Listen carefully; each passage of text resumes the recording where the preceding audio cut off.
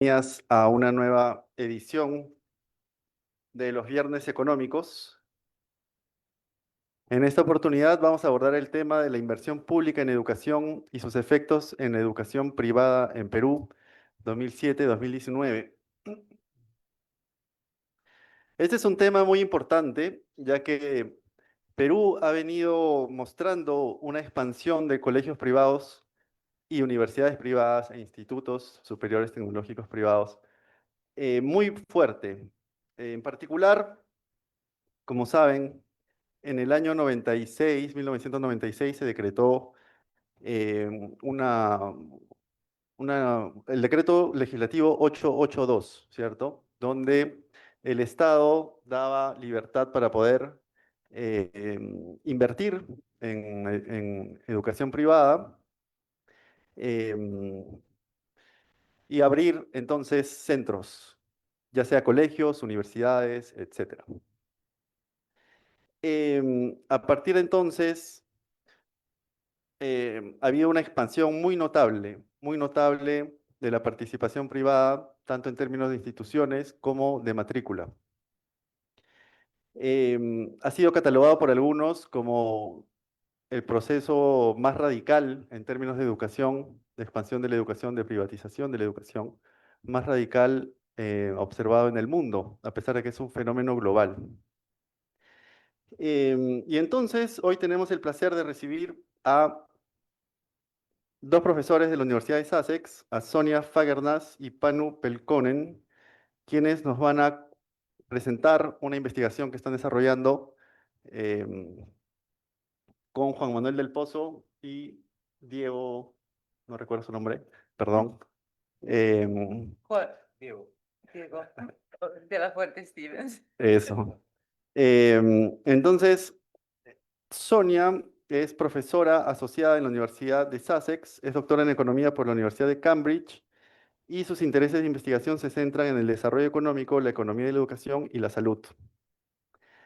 Por otro lado, Panu Pelkonen es profesor asociado de economía en la Universidad de Sussex e investigadora en ISA. Tiene un doctorado del University College London. Se especializa en economía de la educación y las habilidades. Su trabajo se relaciona con temas de economía política como la votación y los ciclos electorales, la economía laboral y demográfica. Por otro lado, tenemos también a Jorge Mecinas, quien va a brindar sus comentarios al trabajo que nos van a presentar Panu y Sonia. Jorge es licenciado en Economía por la PUC, con maestría en Administración Pública y Desarrollo Internacional por la Universidad de Harvard y en estudios avanzados en Economía por la Universidad Católica de Lovaina. Ha sido director ejecutivo de Pronavec, entre otros cargos, en el Minedu, en el MEF y consultor en distintas instituciones públicas. Entonces, la presentación va a durar 30 minutos, va a ser en inglés. Sí, pero las diapositivas son Las diapositivas están en español. Tenemos a sus coautores también conectados al Zoom para cualquier eventualidad. Y Jorge sí nos va a dar sus comentarios en castellano y luego pasaremos a una ronda de preguntas luego de los comentarios de Jorge. Sin más, cedo la palabra entonces a los autores de esta investigación.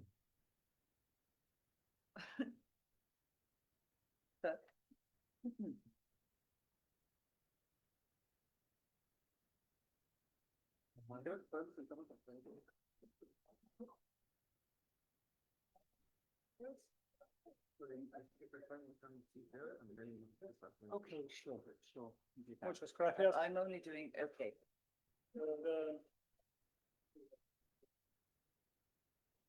Hola. Sí. Gracias. As Jose already said, I will be giving the presentation in English. I do speak a bit of Spanish, understand a bit, but maybe not quite enough for the presentation.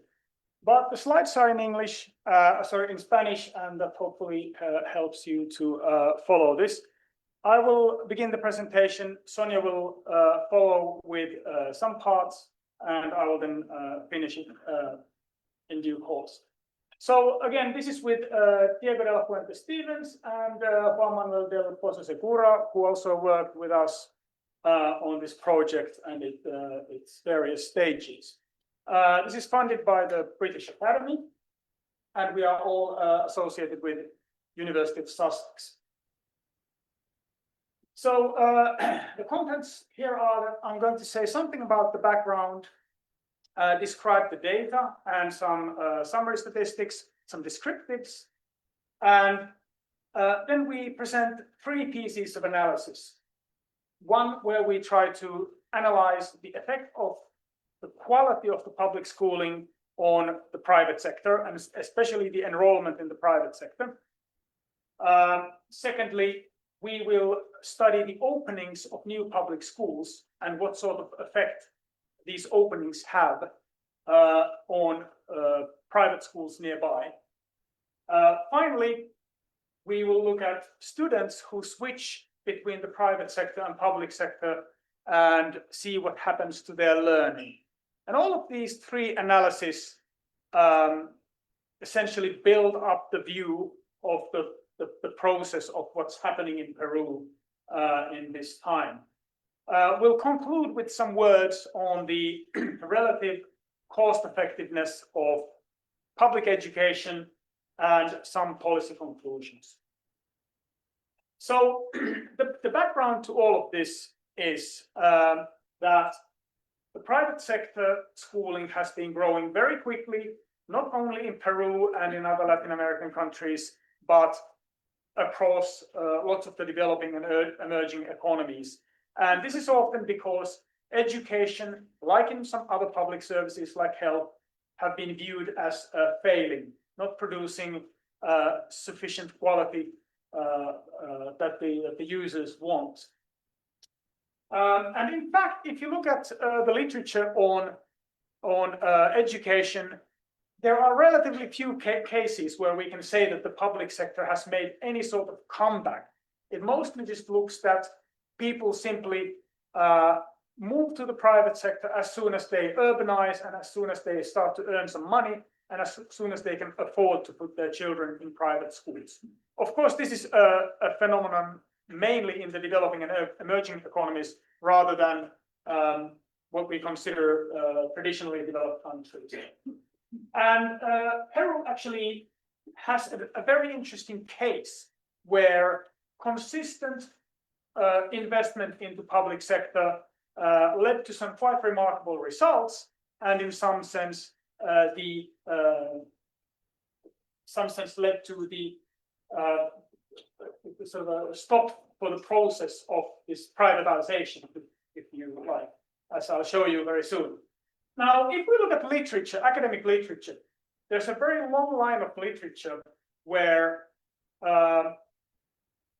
researchers are studying how the introduction of the private sector affects the public sector. Because, of course, private sector has been around now for quite a while. The privatization of schooling has been going on for a while, and that's been studied quite extensively. But on the other hand, there's been much less research on cases where some change in the public sector has had an effect on the private sector. We've listed some key references from the literature that we found and that we're taking some inspiration from. I'm not going to go through all of these, but essentially they all describe cases where public sector or some schools have been funded or their quality has increased. And all of them have studied how that affects the private sector, whether the private sector loses pupils to the public sector or not. And I think it's very emerging literature. There isn't that much of a consensus yet. Some of the results are different depending on which case you're looking at.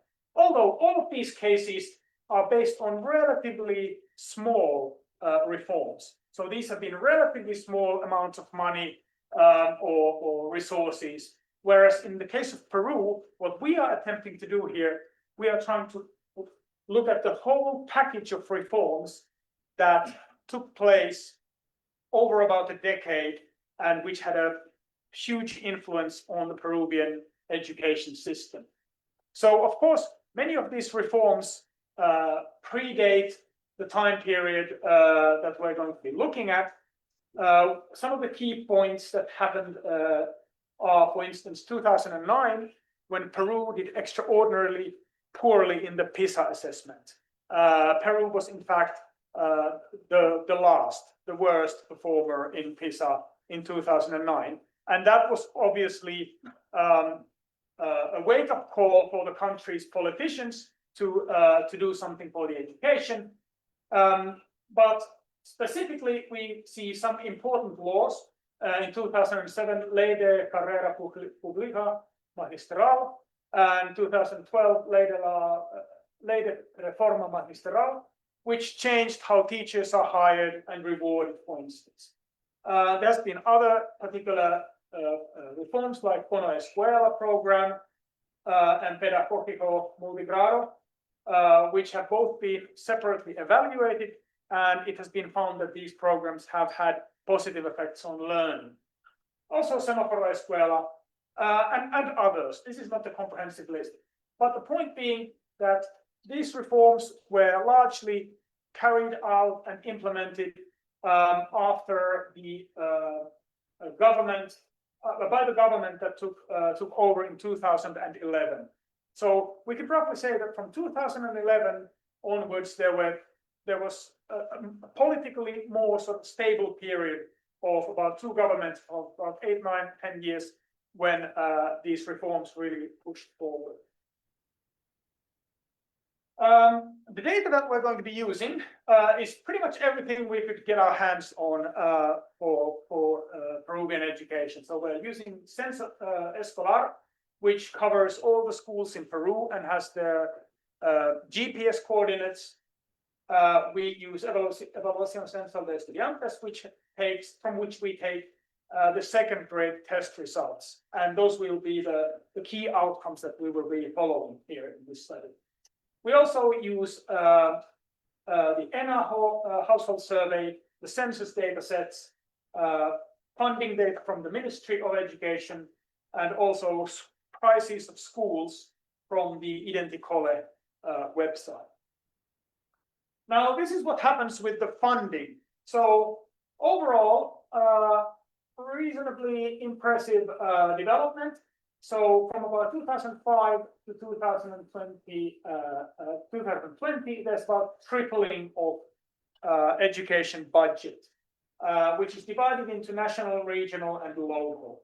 The most important part of budget for primary education is the regional budget, which funds primary schoolings on the regions apart from Lima.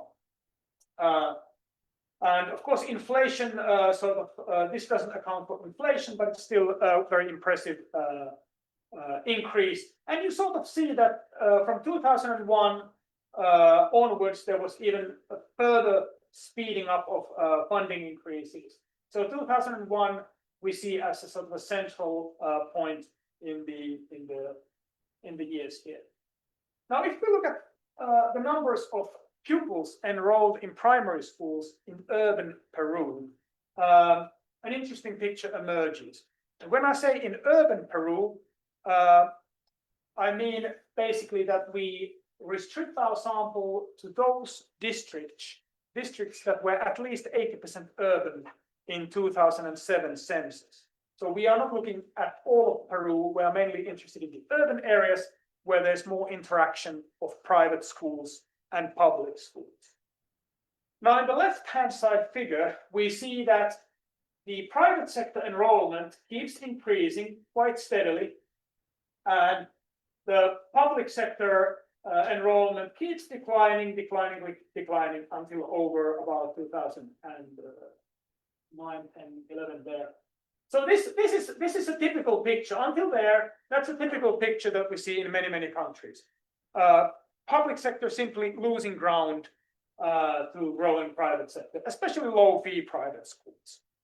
Now then, of course, the public sector enrollments turned around. They started to increase again. And if we look at the share of primary school pupils in private sector, we begin with about 32% in urban Peru, going to about 42%, and then stalling, and then making a turn. So these images are quite remarkable pieces of evidence that something is really happening. This money that was thrown in led to something. And it's not only enrollment. Let's look at learning outcomes. So on the left-hand side figure, we have the average second grade test score for both public and private sectors. So the solid line is the public sector, which begins here with a lot lower test scores than the private sector, but it increases very rapidly, and in 2016 they are nearly at par. In mathematics, there's even more dramatic turnaround. Again, the public sector is beginning with poorer results, but it actually exceeds the private sector by the end of the sample. Now, both of these are even more remarkable when you consider the fact that the students in the private schools are typically coming from families with more resources. So they are families that have decided to pay for their schooling and are on average wealthier, on average better educated, and so on. So it really begs the question, how is it possible that the public sector takes pupils from poorer family backgrounds and makes them learn as much or even more than pupils that the private sector is doing from more well-off backgrounds? Now, of course, the test scores isn't everything, like many people often point out. Schooling is more than just the test score. There are many other considerations that affect why schooling is chosen and what is done in the school. But nevertheless, these are core learning outcomes which are very important for any further studies in the secondary grade and the university. So it really is the core thing that the school should be doing here. So the public sector seems to be doing it very well by the end of the day. Interestingly, also, if we split this by the price of the private schools, here we have on the y-axis, we have the combined test score of reading and mathematics. So it's a sort of a uniform measure of learning. And the dashed lines represent 4 quartiles of private schools by price. Okay, so the quartile 1 is the cheapest quartile, and quartile 4 is the most expensive quartile. So none of these are really elite schools by any means, but they are just different price bands.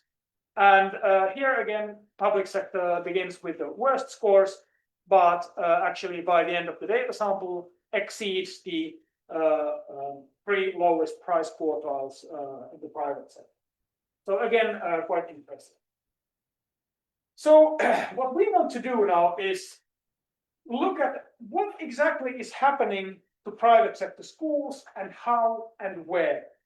Where is this action? What is producing these images that we see?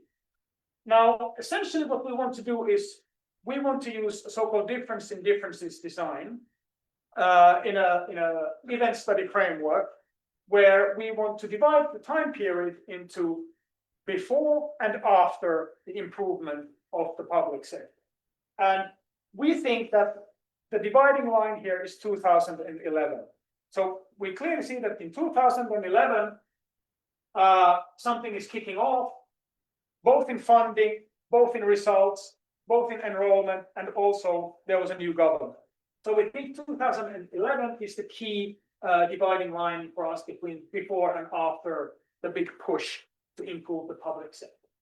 Now, then we want to think of our control group and treatment group. What sort of private schools are affected by this, and what sort of private schools might not be affected by this?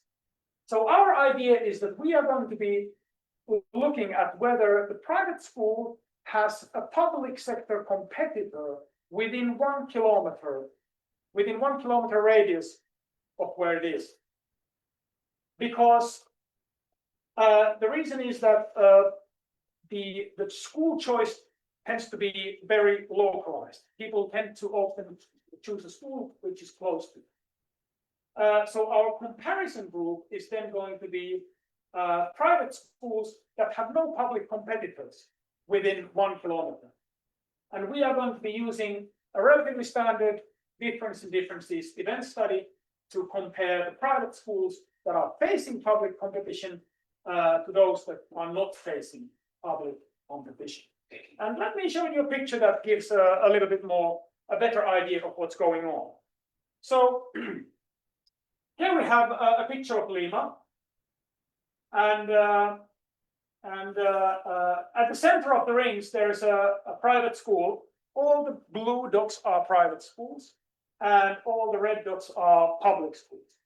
So essentially, this private school at the very center is facing quite lots of public competition.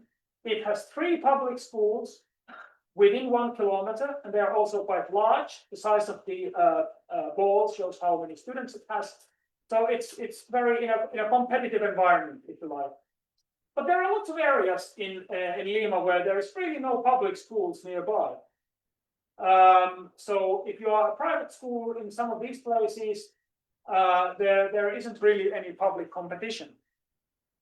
So the improvement of the public sector is unlikely to pose a threat to those private schools.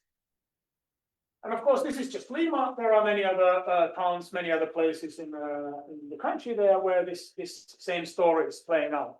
So of course, this begs the question: are these places where there are no private schools, no public schools, very different from those where public schools are present? And here we have some summary statistics of the control and treatment group.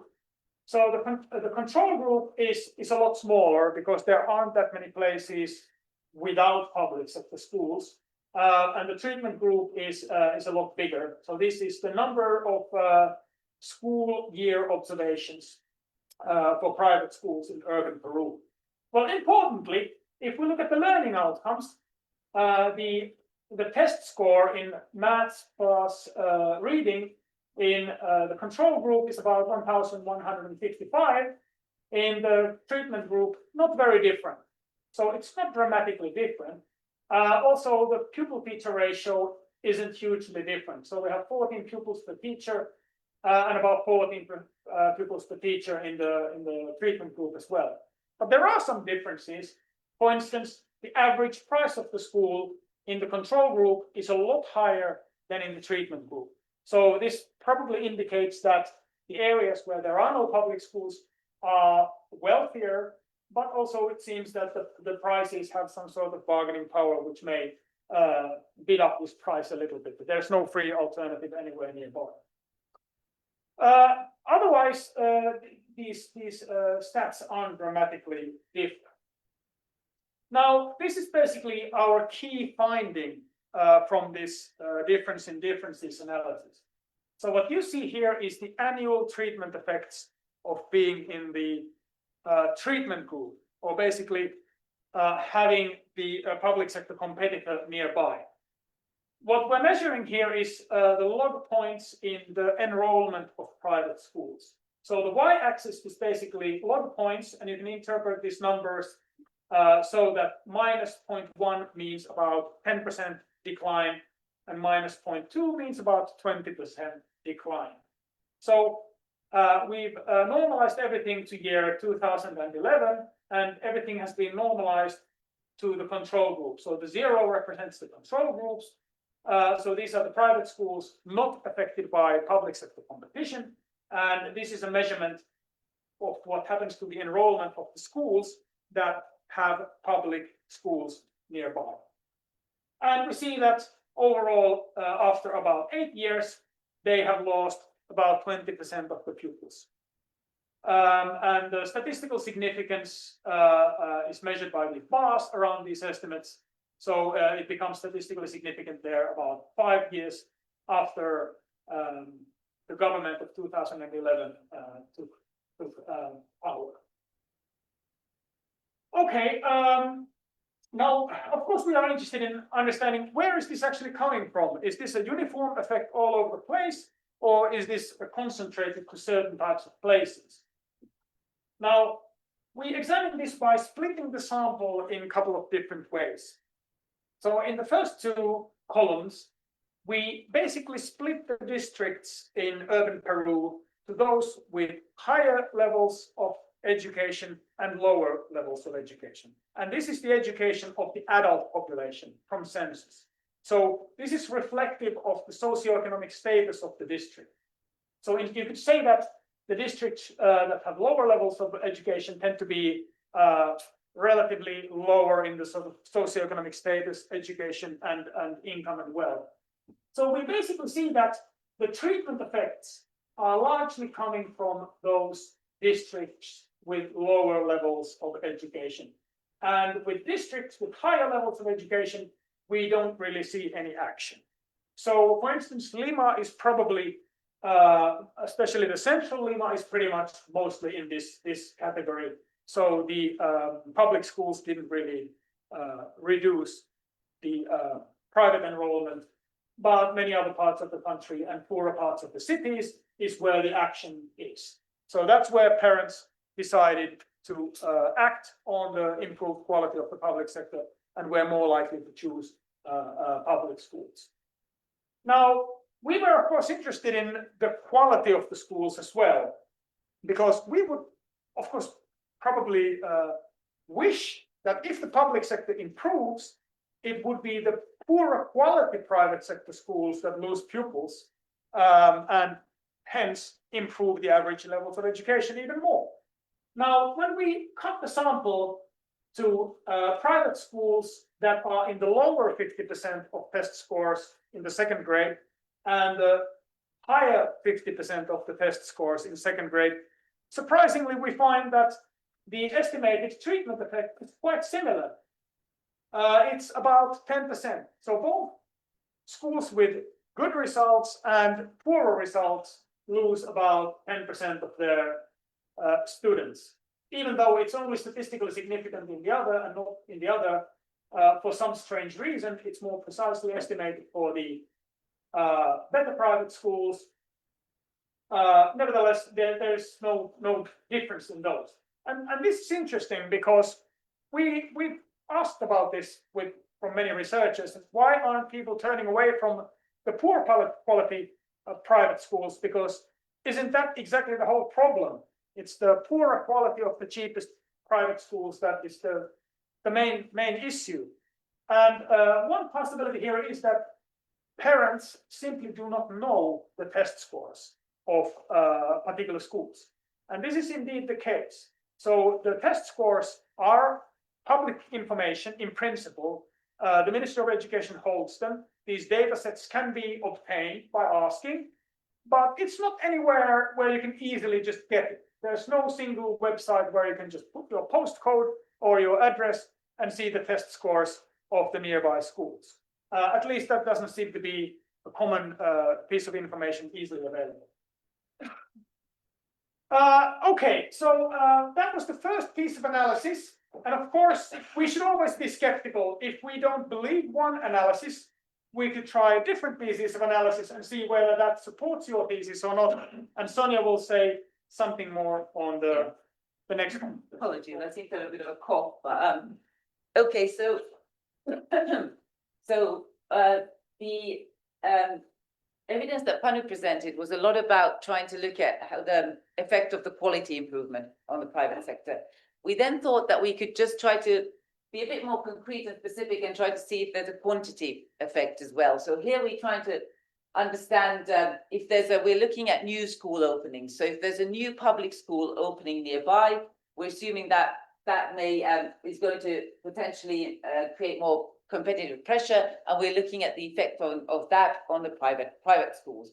And we're looking at a very specific sample. So we're not looking at the whole sample here. We're just narrowing down to to a sample of private schools that have a public school opening within 2 kilometers of that school. So we're only looking at private schools, and there's a public school opening within 2 kilometers. Then we think that the competitive effect, is going to be larger on those that have a public school opening more nearby than a bit further away. So we're splitting these private schools into those where the public school opened within 1 kilometer and to those where it opened within 1 to 2 kilometers. And we're thinking, so the idea there is that we're thinking that these are otherwise very similar types of private schools. but some of them had a public school open very nearby, others a bit further away.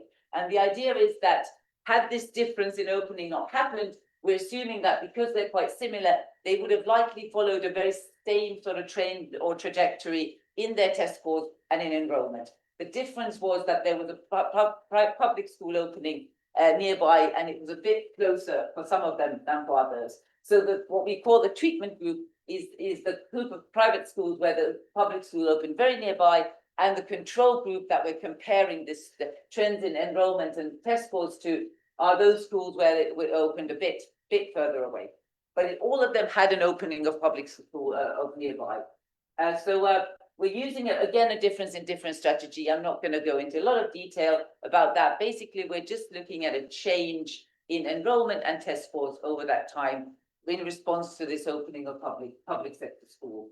And there are a few things you might want to note, but well, one of them is important in the sense that I say it's a quantity impact, but obviously new schools may be different from old schools, so they may be better or they may be worse.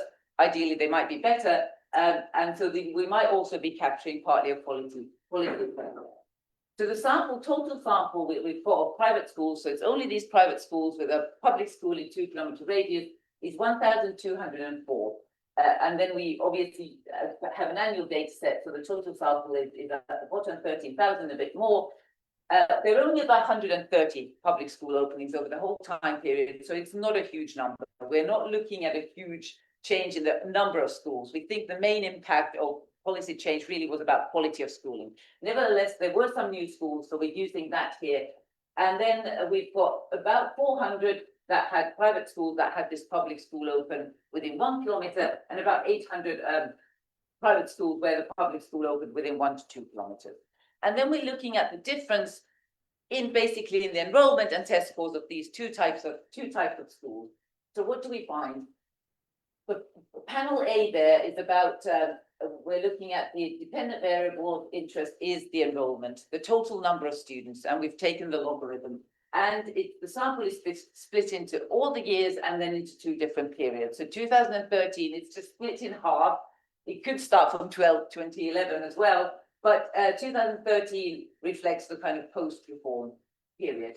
And what we see here is what we might have expected is that the schools that had private schools where the competitor was within 1 kilometer as opposed to 1 to 2 kilometers had a fall in enrollment rates. So in relation to the ones where the public school was further away. So we think that there was this new private school opening led to a fall in enrollment. That's basically how we should interpret the result. And the effect was only really visible in the post-reform period. This may partly capture a quality impact. Maybe these new schools were generally better, and that's what's getting reflected here. But generally, opening a public school nearby seems to have a negative impact on the enrollment of private schools. Then we looked at test scores, that the other dependent variable, but we didn't find anything. There was no impact on test scores. There are coefficients, but there's no statistical significance. So we don't see any difference in the development of test scores of these two types of schools. So that's basically a short analysis, very brief summary of a kind of quantity impact. The first analysis was, we think, more about a quality side of things. Then we split, there's one more slide. We split it into, again, 2 types, similarly as in the previous analysis, 2 types of schools, or we divide the sample in 2. So it's those schools, private schools in areas with lower levels of education versus higher levels of education. We would expect the impact to affect mostly schools in lower levels of education, because that's where we think people are responding by moving from a private to public sector school. If you've got if you put your children to an elite school type school, we wouldn't expect any movement away from that, even if the public sector improves. That people may have a different opinion, but that's why we think that the effect should come more from the kind of lower quality, lower fee private schools than the very sort of elite high fee schools. And we see a negative effect only on the schools where the sort of generally that the district level education is lower. So that's what we would expect. And here, slightly differently from the analysis that Panu presented, the schools that do worse, so the private schools with lowest, with kind of worse scores, lower scores versus higher test scores, lose more students. So the impact again centers on the schools, private sector schools that are of weaker quality. And again, that's probably what we would expect. These are the sort of lower fee, weaker quality schools, and that's where the movement seems to be happening. Parents choose to move their children away from those schools in response to this opening of a new public sector school. But that's it for the quantity analysis. The final thing, I don't know, we might have run out of time already. Okay, so there's not much more. One more thing. So everything we've presented so far is about school level. So we've looked at school level data. So it's private schools and school level. We wanted to look at a subset of the data set, which is at the level of the students. So this is pupil level data. And we have the test scores for all the primary students for all these years. But for a subsample of these students, we can track them to secondary school. So there's a subsample, maybe about 70–80% of the whole sample in urban areas, where we can look at students in say, grade 2, and then we also see that we see their test scores in grade 2, and then we see their test scores in grade 8. So we've got 2 observations per student. So we can then use that to look at how test scores change over time. The timing, so that's what it's 4 cohorts. So it's for these students who went to, starting with those who went to primary school in 2009. So that's when they were in 2nd grade. And then 2015, they were in 8th grade. And then it's for 3 other cohorts. So what we want to look at here, we do 2 things. We want to look at the enrollment and the test scores again.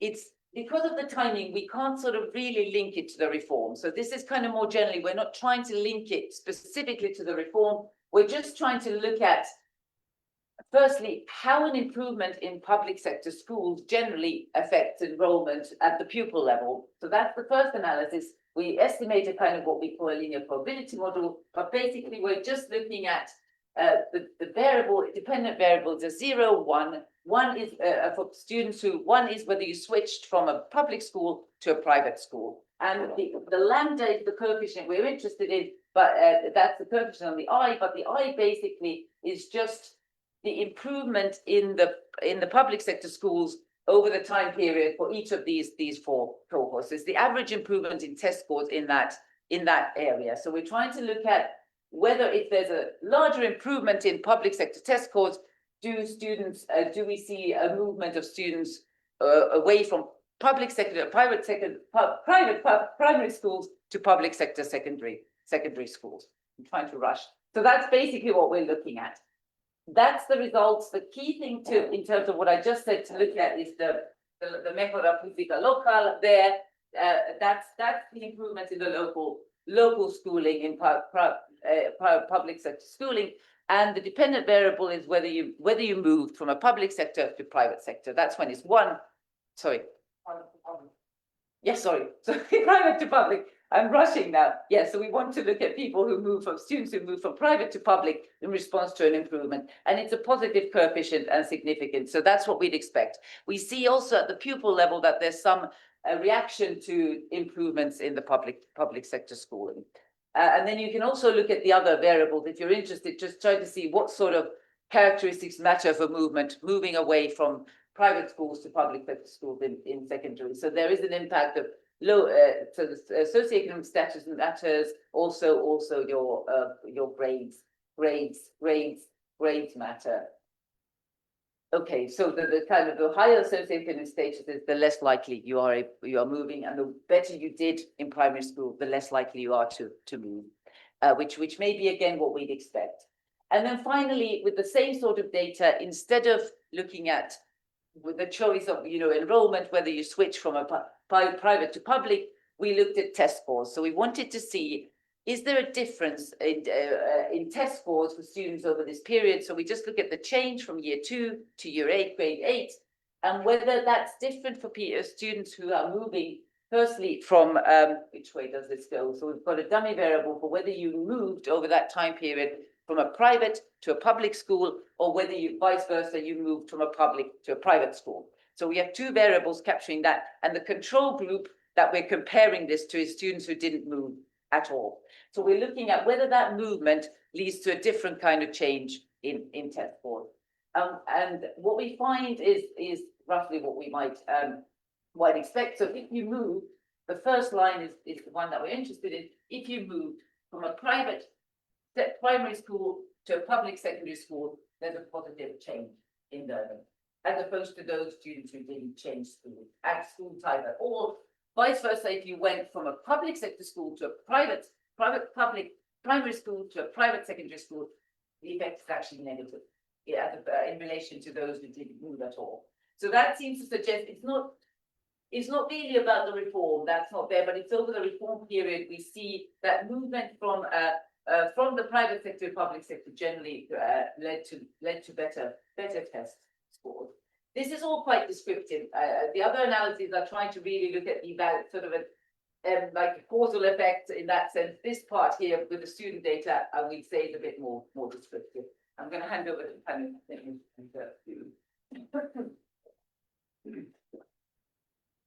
Okay, so essentially, I'll just try to finish off with a couple of final comments.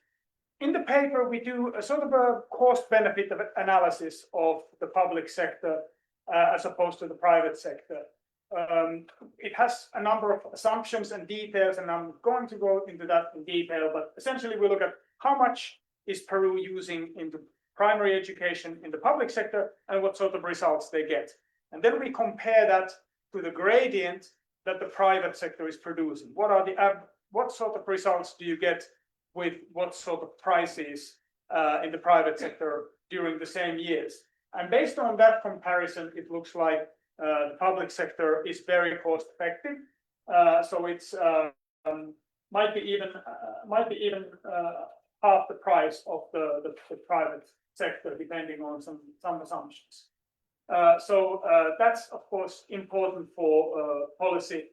And going to the conclusions, otherwise, I mean, I suppose the important thing here is that this shows that consistent political will and funding for public sector can really improve results and can lead to the crowding out in the private sector to a significant fashion. And we also see where that is happening, typically in areas with lower socioeconomic status.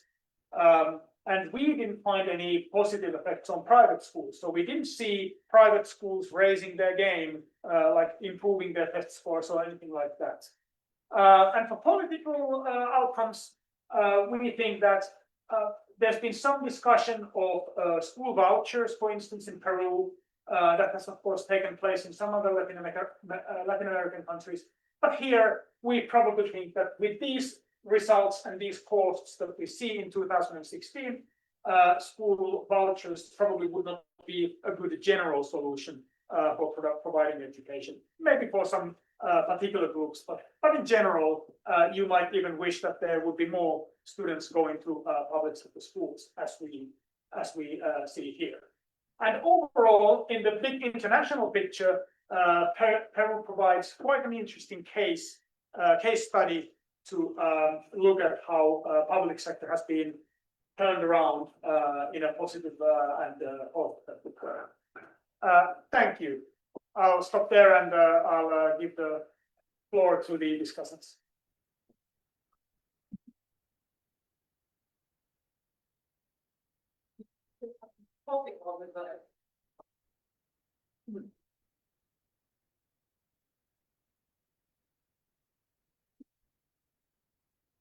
Thank you very much, Sonia. Panu. Bueno, muy interesante la presentación. Hablando de la relación que hay entre sector público y privado en términos de educación. A continuación vamos a pasar a los comentarios de Jorge Mecinas por unos 20 minutos y luego abriremos el micro para las preguntas del público. Adelante, Jorge. Muchas gracias. Buenas tardes. Gracias a la universidad por la invitación, los autores de este muy interesante documento también, por presentarlo. Bueno, primero quiero felicitarlos por el documento. Les adelanto que me parece sé que todavía no ha sido publicado, ¿no? Todavía están viendo aportes, pero me parece un muy buen aporte de evidencia para la discusión de la política pública, ¿no? Sí quiero dar dos como disclaimers. El periodo analizado de este estudio, ¿no? Va desde el 2007 hasta el 2016, en realidad, algunos aspectos hasta 2019, y se menciona que hubo un periodo de tiempo en donde aumentó mucho la calidad educativa. Bueno, yo fui secretario de Planificación Estratégica durante ese periodo, secretario de Planificación Estratégica del Ministerio de Educación durante ese periodo de tiempo, entre el 2014 y el 2017. Entonces soy como un interesado un poquito en estos resultados. Pero voy a tratar de no ser sesgado, digamos, en mis opiniones, es un número uno. Y número dos es que, bueno, mis comentarios van a ser más desde el punto de vista de un decisor de política, de un tomador de decisiones, y no tanto desde el punto de vista de un académico, porque no lo soy, no soy un académico, soy economista de la casa, pero más he estado desde el lado de los practitioners y de los tomadores de decisiones que del lado académico. Entonces mis comentarios van a ir más por ese lado, no tanto por la parte metodológica, digamos. Entonces, como les decía, bueno, felicito también este documento porque bueno, es un documento novedoso. Ciertamente, como decían, gran parte de la literatura sobre esto está más centrada en cómo el privado afecta al público, ¿no? La educación privada afecta al público y esta más bien va en la otra dirección, entonces es novedoso en ese sentido. Y también felicito el esfuerzo porque no solo ven en este documento el impacto de mejoras en calidad de la educación pública, sino también de cantidad o de la oferta, digamos, ¿no? De la educación pública. Y esos son dos temas diferentes y es muy intensivo en muchos datos, en muchas estimaciones. Ahí pueden haber dos papers metidos en uno, digamos, es un esfuerzo muy grande. Felicito también eso. Ahora, quería primero digamos, comentar dos aspectos generales, digamos, ¿no? Uno es la importancia de este tipo de literatura, ¿no? De este tipo de documentos para la toma de decisiones de política pública, digamos, ¿no? Esta investigación es una evaluación de impacto, ¿sí? Es una evaluación de impacto. Y las evaluaciones de impacto son muy importantes para la toma de decisiones de política pública. De un tiempo a esta parte, lo que se está tratando desde la gestión pública es que las decisiones de política pública, de cualquier política pública, política educativa, de salud, o social, económica, se basen en evidencias, ¿sí? No tanto en discusiones ideológicas, sino en evidencias, ¿sí? En las finanzas públicas, yo también estaba en la dirección de presupuesto del Ministerio Público, ahí tratando de asignar un poquito mejor los recursos públicos. En las finanzas públicas hay un concepto que se utiliza mucho, que es el de eficiencia asignativa, ¿sí? Que es muy parecido al concepto de eficiencia asignativa, digamos, de economía, la micro, digamos, ¿no? Pero en finanzas públicas lo que tú buscas es tener eficiencia asignativa, es decir, que los recursos públicos progresivamente se asignen hacia las intervenciones públicas que generan bienestar, ¿sí? Que generan valor público. Eso quiere decir que los recursos públicos deberían asignarse, tenemos un problema económico, ¿no? Necesidades limitadas, recursos escasos, deberían asignarse hacia las intervenciones públicas que funcionan, ¿sí? Que funcionan, que generan valor, que generan bienestar. Pero ¿cómo sabemos si las intervenciones públicas funcionan o no? ¿Sí? ¿Cómo sabemos si las intervenciones públicas han sido efectivas o no? Y por tanto merecen seguirse financiando, ¿sí? Bueno, eso es con evaluaciones de impacto, ¿sí? Esa es la herramienta. La herramienta es la evaluación de impacto. La evaluación de impacto de una intervención pública te dice si la intervención funciona o no. Puede ser una intervención, puede ser una política, puede ser, ¿no? Algo más grande o algo más pequeño. Pero esa es, digamos, la investigación que te dice si las cosas funcionan o no. Entonces, son importantes en ese sentido. Ahora, las evaluaciones de impacto como esta son muy buenas para darte un dato duro, digamos. Te dicen, esto funcionó y esta intervención tuvo este efecto en el bienestar. Tuvo un efecto en la matrícula, tuvo un efecto en los aprendizajes de esta magnitud. Perfecto. Sirven mucho para eso, ¿sí? Y en ese sentido pueden guiar las decisiones, pero lo que no te dicen mucho es cuál fue el mecanismo de transmisión, ¿no? ¿Qué componente de esa política o qué componente de ese programa fue el que te llevó a este resultado, ¿no? Bueno, hubo un desplazamiento de la matrícula privada hacia la pública, luego de una mejora en la calidad del servicio público. Perfecto, pero ¿cuál fue el mecanismo detrás? ¿Qué fue lo que guió eso? ¿Fue la infraestructura? ¿Fueron los docentes? ¿Fueron las prácticas pedagógicas? ¿No? ¿Qué fue? ¿No? ¿Qué fue lo que estuvo detrás? ¿Cuál fue el canal de transmisión que hizo que hubiese ese desplazamiento? ¿Cierto? Entonces, son buenas para ciertas cosas, pero también tienen sus limitaciones. Voy a entrar un poquito en qué cosas podrían explicar algunos de los resultados detrás, digamos, ¿no? De esta, detrás de los hallados, digamos, en este documento, ¿no? Entonces, las evaluaciones de impacto tienen que complementarse con otro tipo de evaluaciones de procesos o evaluaciones de impacto de intervenciones más pequeñas para saber, oye, qué componente, digamos, podría haber guiado el resultado que estás hallando. Dicho sea de paso, para los estudiantes, digamos, que están pensando en hacer una investigación, ¿no? Y les interesa la gestión pública, digamos, o las políticas públicas, ¿no? Y les interesa que, por ejemplo, su tesis pueda ser usada y no quede como un documento así nomás, yo les recomendaría hacer una evaluación de impacto, ¿sí? Es hacer una evaluación de impacto podría ser una buena tesis, ¿no? Y de algo que pueda servir para que alguien más tome una decisión, algo que se use. Y lo otro que quería rescatar de este tipo de documentos, la importancia de documentos, en este caso es el uso de la información.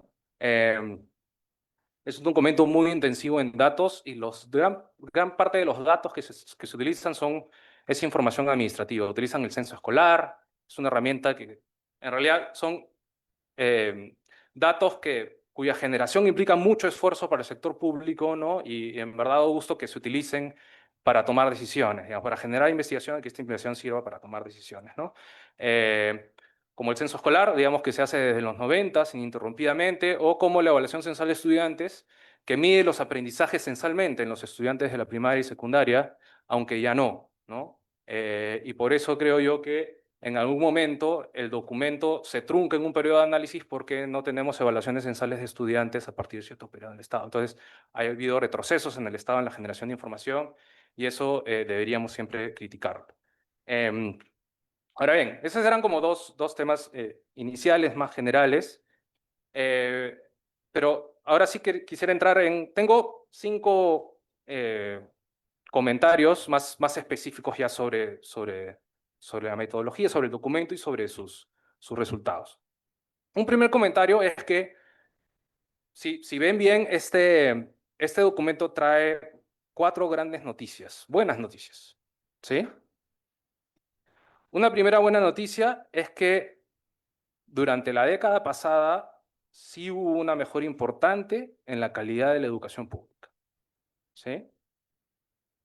Es decir, esto se puede hacer. Se puede mejorar la calidad de la educación pública de manera importante en relativamente corto tiempo, ¿sí? Una segunda buena noticia es que esas mejoras de alguna manera remecieron el sistema educativo, ¿no? A veces tú puedes tener mejoras, pero no necesariamente mejoras que remecen el sistema educativo, o sea, reformas que efectivamente logren algo significativo, ¿sí? Eso se verifica un poco en la figura, no sé si se acuerdan, la figura de la matrícula, ¿no? Ese hecho de que se revierta la tendencia de la caída de la matrícula en la educación pública después de muchos años, eso es remecer el sistema educativo, ¿no? O los aprendizajes también, ¿no? Ese acercamiento, que se reduzca la diferencia en los aprendizajes de los estudiantes de la privada y la pública de manera tan contundente y en tan corto tiempo, eso es remecer el sistema educativo, ¿no? Una tercera buena noticia es que esos efectos se dieron relativamente rápido, ¿sí? Lo que todo el mundo te dice en educación es que siempre los efectos son de larguísimo plazo, ¿no es cierto? Pero aquí ha habido resultados, digamos, en corto tiempo.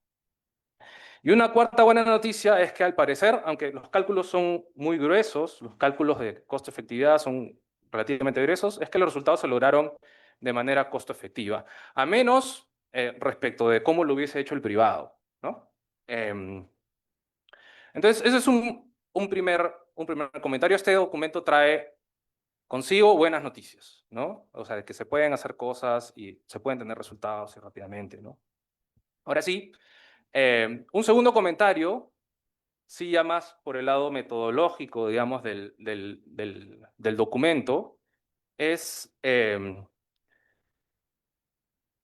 me parece que no está tan bien sustentado el tema del timing. Es decir, en qué momento, a partir de qué momento tú decides que empezó a mejorar rápidamente la calidad de la educación pública, ¿no?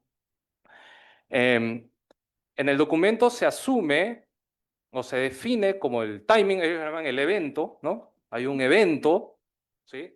Aunque sí mencionan que en verdad algunos programas vienen desde antes, algunas mejoras vienen desde antes, ¿no? Pero definen como el momento del evento el año 2011, ¿sí? Ahora, también dicen que es por efectos prácticos, propósitos prácticos, digamos, pero sí creo que se podría haber hecho como, digamos, algunos análisis adicionales para identificar si es que efectivamente fue el 2011 o no, ¿sí? Si ustedes, en realidad se sustentan básicamente en el hecho de que se incrementan el presupuesto, digamos, ¿no? Hay una figura que mostraron en donde el presupuesto viene creciendo, pero a partir de 2011 como que hay como un punto de inflexión y empieza a crecer, digamos, más, ¿no? Como que la tendencia crece, digamos, ¿no? Ahora, en el gráfico en verdad no queda tan claro eso, ¿sí? Que sea exactamente del año 2011, pero ahí creo yo que sí, lo que hubiese sido mejor era no usar el presupuesto, sino el gasto, ¿ok? El gasto. ¿Y por qué les digo eso? Porque en el Perú sí es distinto el presupuesto del gasto. Y en esos años, en el sector de educación, el Ministerio de Educación y sus gobiernos regionales, en realidad todo el sistema educativo, era un pésimo gastador. Entonces tenían mucho presupuesto, pero no lo ejecutaban, ¿no? Y podían ejecutar alrededor del 75%, entre el 75 y 80% del presupuesto, que es muy bajo, ¿no? Siendo un presupuesto del sector educativo muy centrado en gasto corriente, que en principio es bien fácil, digamos, de ejecutar. Entonces, no necesariamente esa gráfica del incremento en el presupuesto revela la inversión real en el sector educación. Y es más o menos a partir del 2014, les diría yo, que se impulsan mejoras en la gestión del sector educación para hacerlo más efectivo en la inversión, ¿no? En la ejecución del gasto. Entonces, yo estoy seguro que si ustedes en vez del gráfico de presupuesto hubiesen hecho el gráfico de gasto, el punto de inflexión no está en el 2011, sino después, ¿sí? Después, ¿ok?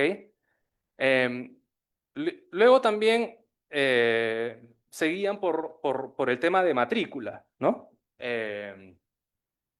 Y en el caso de matrícula no está tan claro, digamos, porque la matrícula pública viene cayendo, en algún momento como que se estabiliza y luego sube, entonces podría ser cualquiera de esos años, en verdad, ¿no? No necesariamente el 2011. Y en el caso de aprendizajes, viene creciendo, se estanca un poquito hacia el 2011, 2010 o 2011 y crece muy rápido, ¿no? Entonces, bueno, si me preguntaran, y ya analizando en verdad toda la política educativa, ¿no? ¿En qué momento podría haber estado el timing de la mejora en la calidad o donde se acelera un poco la mejora de la calidad de la educación pública? Yo creo que yo me hubiese centrado en otro año. Para mí, digamos, la política clave de mejora de la calidad es la ley de reforma magisterial del año 2012, ¿no? Que inocula en la carrera pública magisterial la meritocracia, ¿sí? En donde antes los profesores progresaban en la carrera en función a sus años de experiencia, ¿no? Mientras más viejo eras, ibas escalando en la carrera, qué sé yo, no habían evaluaciones de desempeño, no los evaluaban para ver si eran promovidos o no de escala, qué sé yo, no habían evaluaciones de acceso. Entonces, a partir de la ley de forma magisterial, los profesores para entrar en la carrera pública tienen que ser evaluados y luego tienen que ser evaluados para que no los saquen de la carrera pública ¿sí? Porque si tú fallas en las evaluaciones, es como irte a la trica, como irte a la vica, igualito, ¿no? Si te vas a la trica y fallas en la trica, te sacan de la carrera pública. Antes no había eso, y tienes que dar pruebas también, tienes que, sí, tener años de experiencia, pero luego de pasar, por ejemplo, 3 años de experiencia, si quieres pasar a la siguiente escala, tienes que rendir una evaluación de desempeño. Entonces, están mucho más motivados y hay mucho más mérito, digamos, en el progreso de la carrera. Esa ley se crea en el 2012, pero se empieza a implementar en el 2013. ¿No? Recién se empieza a implementar en el 2013, entonces los resultados posiblemente se vieron un poco después. Yo hubiese puesto como año de timing 2013. ¿Sí? Yo hubiese puesto 2013. ¿Ok? Pero obviamente tendría que reborrarse con las cifras de gasto, ¿no? Pero analizando también la política pública, creo que ese sería el año para mí. Y si hubiese sido 2013, muy posiblemente lo que hubiesen encontrado ustedes son resultados más grandes más rápido, ¿no? Porque ustedes encuentran resultados primero poco, no significativos al inicio, qué sé yo, ¿no? Pero si hubiesen empezado en 2013, seguramente hubiesen encontrado efectos muy rápidamente y estadísticamente significativos más, ¿no? Y fuertes, digamos, ¿no? Pero no lo sé, yo no tengo los datos, pero sí podría haber ahí un tema de timing. Ese es un segundo comentario. Un tercer comentario justamente viene que es algo que es imposible que ustedes analicen en este documento, pero sí puede servir un poquito para interpretar ciertos resultados, digamos, ¿no? ¿Qué es lo que yo les decía? Esta es una evaluación de impacto. La evaluación de impacto es muy rica en darte un número, pero ese número es bien duro, ¿no? Subieron los aprendizajes o bajaron los aprendizajes, subió la matrícula o bajó la matrícula, pero no necesariamente sabes qué, ¿no? ¿Qué pasó detrás? ¿Cuáles son los canales de transmisión? Entonces a mí déjenme un poquito como razonar con ustedes qué podría haber movido un poquito estos, o sea, qué es lo que podría haber movido o generado este estremecimiento en la privada, ¿no? En la educación privada. Perdón, qué podría haberse movido de calidad en la pública que haya estremecido la privada. Yo no creo que haya sido un tema de infraestructura, ¿sí? Como ustedes mismos analizan, no hubo muchas escuelas nuevas, digamos, ¿no? Ellos analizan el efecto de la apertura de escuelas, pero en verdad no fueron tantas, solo analizan zonas urbanas, ¿sí? La política de infraestructura en esa época les digo, de mejora de la calidad educativa, ¿no? La primera mitad, mediados, digamos, de la década pasada, se centró, sí hubo una política de expansión de cobertura, para el cierre de brechas, pero se dio más en zonas rurales, ¿sí? Y no en la primaria, que ya había una cobertura muy grande, ¿no? Sino más en la educación inicial y en la educación secundaria, ¿no? Pero aquí se analizan urbanas primarias, ¿sí? Ahí no hubo mucha intervención, ¿no? Por el lado de las urbanas primarias, en verdad, lo que hubo fue intervenciones en colegios que ya existían, ¿sí? Que son los colegios emblemáticos, ¿sí? Las grandes unidades escolares. Esta ha venido una política desde el gobierno de Alan García. Y hubo como un tema de histéresis, digamos, se continuó invirtiendo en estas escuelas y básicamente era mejorarlas, pero no ampliaban los cupos, la capacidad de estas escuelas. En escuelas muy grandes, entonces se les puso piscinas, se arregló sus pabellones, se les puso laboratorios, se les equipó, pero no había mayor capacidad, ¿no? Y como les digo, fueron muy pocas, ¿no? Entonces, bien difícil que la infraestructura... Sí hubo mejoras por el lado del mantenimiento de las escuelas, eso sí puede de alguna manera guiar a los padres de familia a decir, oye, miren, han mantenido mejor la escuela, pero en verdad la infraestructura no cambió, solo algunas mejoras, digamos, ¿no? Entonces no creo que haya sido la infraestructura, ¿sí? Lo que sí ocurrió, como les digo, fue la mejora de la calidad docente, ¿sí? Se genera esta ley de reforma magisterial, se inocula la meritocracia en la carrera magisterial y se empieza a implementar, con cierto rezago, ciertamente, ¿sí?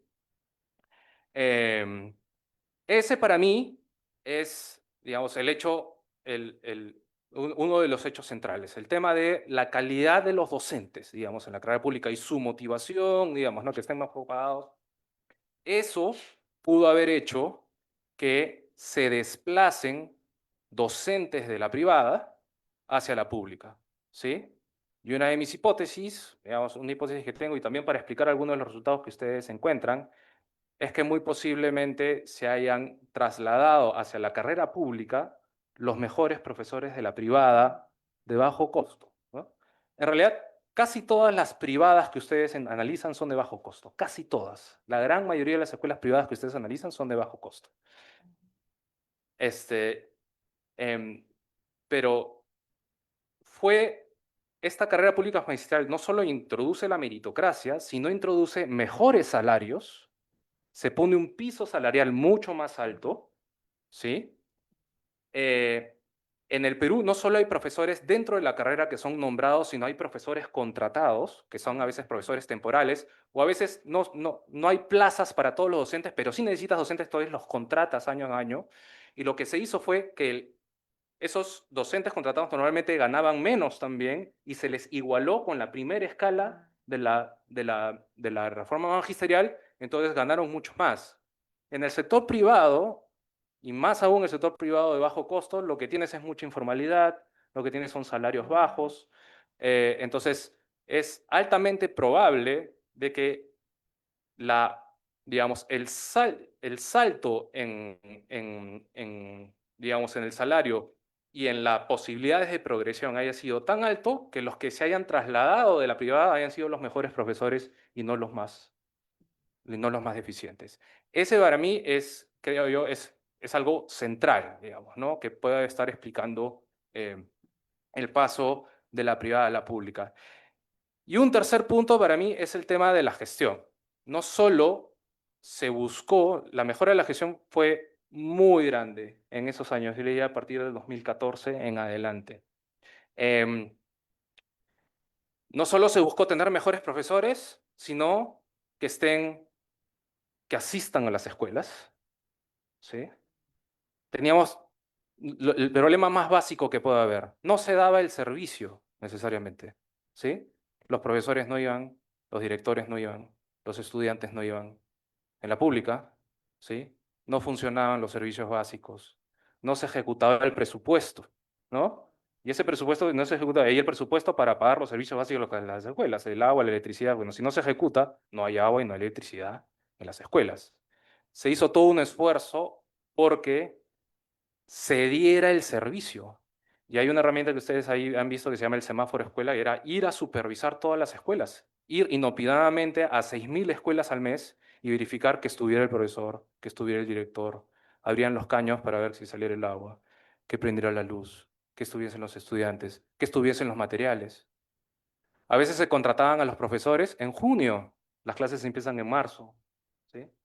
Entonces, hay un problema de gestión. Entonces, si tú mejoras todo eso, y si tú desde el privado ves que está el profesor desde el primer día de clases, están los materiales educativos y están completos el primer día de clase, funcionan los servicios básicos, ¿no?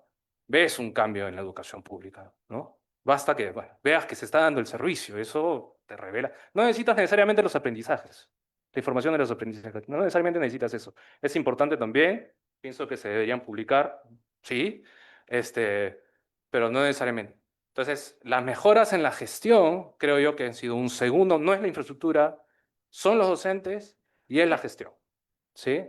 Para mí esos son los dos, digamos, hechos claves, digamos, que pueden haber guiado el paso de la privada a la pública, o dar señales de que algo está mejorando en la pública. Entonces, bueno, yo que tengo a mi hijo en una escuela privada de bajo costo y que estoy en el límite de la decisión entre mantenerlo de bajo costo y meterlo a la pública, bueno, lo meto a la pública, ¿sí? Un cuarto comentario es precisamente sobre el desplazamiento de la matrícula de la privada a la pública. A mí me da la impresión, si ustedes, no sé si se puede poner la figura de nuevo, ¿no? Pero si ustedes ven la figura de la matrícula, la educación pública hace como una U. Va bajando y luego sube, ¿sí? Pero la privada mantiene su tendencia. O sea, no es que la privada haya caído en términos absolutos, ¿no? Mantiene más o menos sus tendencias. Creo que es la figura 2 del paper, ¿sí? Entonces, sí, si uno calcula el impacto, y en el impacto se revela una caída de 10% en la matrícula pública, eso quiere decir que La privada, si no hubiese habido la mejora en la calidad de la pública, hubiese crecido 10% más, ¿no? Pero no lo hizo por efecto de la pública. Pero la pública crecía y siguió creciendo después del 2011, 2012, 2014, todos los años. Siguió creciendo, ¿no? A mí me da la impresión que ese efecto desplazamiento no es sobre los estudiantes que ya estaban en la privada, sino sobre los nuevos. O sea, que ese crowding out no es sobre los que ya estaban estudiando, los padres que tenían a sus hijos, porque es muy costoso sacar a tu hijo de la escuela, ¿no? Ya tienes, no sé, 4 o 5 años en la primaria, ya tienes sus amigos, ya, ¿no? Igual te queda cerca, es cómodo, no es tan caro. Entonces, no sé, es mucho más costoso sacar a tu hijo cuando ya está, ¿no? Moverlo. A mí me da la impresión que ese es más un efecto sobre los padres que están intentando, están parados, acaban en la inicial, digamos, sus hijos, y están pensando en meter a sus hijos en la primaria y no saben si a una privada de bajo costo o... Porque ese es el margen, ¿no? Quienes se mueven seguramente son los que no tienen tanta plata, digamos, ¿no? Los que pueden pagar algo privado de bajo costo o la pública, pero son los que están al borde de decidir por primera vez dónde meter a sus hijos. Me da la impresión, ¿sí? Ahora, yo no tengo cómo corroborar acá, yo pienso que es algo fácilmente corroborable y que podrían meter en su paper, que es analizar cuál fue el impacto por grado. El impacto por grado. Si el impacto de la caída en la matrícula se da en primer grado de primaria, se concentra en primer grado de primaria, es porque el impacto se da en esos tipos de padres, digamos, en los que estaban decidiendo por primera vez meter a sus hijos, ¿no? Y no tanto, ¿no? Si el impacto se concentra en los grados posteriores, quiere decir que el desplazamiento fue de los que ya estaban, y eso sería un impacto más fuerte, ¿no? Y no sé qué tan deseable, no sé, ¿no? Pero creo que se podría corroborar fácilmente viendo el impacto por grado, ¿no? Creo que podría ser un análisis adicional que se podría hacer, dado que están todavía recibiendo feedback, digamos, ¿no? Y un último comentario que tenía es, ustedes analizan y ven si hay un impacto diferenciado por rendimiento, ¿no? O sea, tienen las escuelas privadas, ¿no es cierto? Y las dividen en dos, ¿no? Toman la mediana y dividen en dos. Las que tenían menos aprendizajes, o sea, de menor calidad ex ante, y las que tenían mayor calidad ex ante, ¿no? Y ustedes tienen como un efecto contraintuitivo, ¿no? Porque dicen, oye, ¿quiénes podrían estar más presionadas a perder alumnos, qué sé yo? Bueno, las de menores aprendizajes, menores, ¿no? De menor calidad ex ante, pero obtienen lo contrario, ¿no? Solo obtienen un efecto significativo en las escuelas de mayor calidad, ¿no? Privadas, ¿no? O sea, las que tenían mayores rendimientos de sus estudiantes ex ante, ¿no? Y ahí ustedes esgrimen ciertas hipótesis que van más por el lado de la información, ¿no es cierto? Justo las ha comentado Panu. O por el lado de que también de repente por la competencia en la calidad tuvieron que reducir más sus costos, bueno, no sé. Yo me inclinaría más por lo que les decía, es un efecto de la carrera magisterial, ¿sí? Puede ser un efecto de la carrera magisterial. La carrera magisterial, lo que les decía, ¿no? Muy probablemente hayas tenido dos tipos de desplazamiento. El desplazamiento de los estudiantes que estaban en el margen de la decisión, es decir, de los estudiantes en las zonas de menor nivel socioeconómico, ¿no? De las escuelas de muy bajo costo, qué sé yo, ¿no? Y esos se desplazaron. Pero también un desplazamiento de docentes y de los docentes de mejor calidad, ¿sí? Que estaban en esas escuelas en donde el rendimiento era más alto ex ante. No creo que la reforma magisterial haya movido a los docentes de las escuelas de más baja calidad, porque no, porque el salto fue grande. La reforma magisterial fueron muy buenos salarios, digamos, una muy buena progresión. Entonces, quienes estaban desincentivados en realidad a moverse eran los docentes mejores, relativamente mejores. Si los docentes mejores se van, esos docentes seguramente estaban en las escuelas que tenían mejor rendimiento ex ante, ¿sí? Entonces, eso es lo que podría haber ocurrido. Creo que eso explica más que la información. Explicaría un poco más que la información. Sobre todo, eso debería darse en los últimos años del periodo analizado, ¿no? Porque le digo, la reforma fue el 2013, ese efecto debe estar más concentrado en los últimos años, en donde ya se podría ver un efecto de desplazamiento de mejores profesores hacia la carrera, ¿sí? Entonces, bueno, no sé, no tengo cómo corroborarlo tampoco, pero podría ser una explicación que ayude a decir por qué se dieron ciertas cosas, ¿no? Bueno, no quiero explayarme más, quiero dejar margen para la discusión y felicitaciones nuevamente por el documento. Gracias. Muchas gracias, Jorge.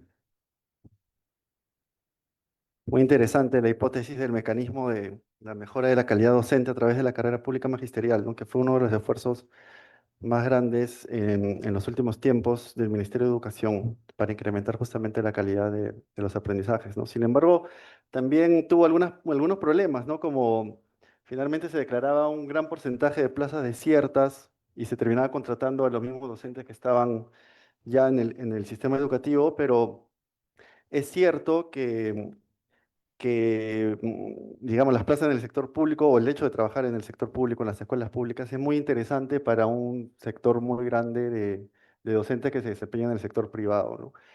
Es una hipótesis interesante a explorar.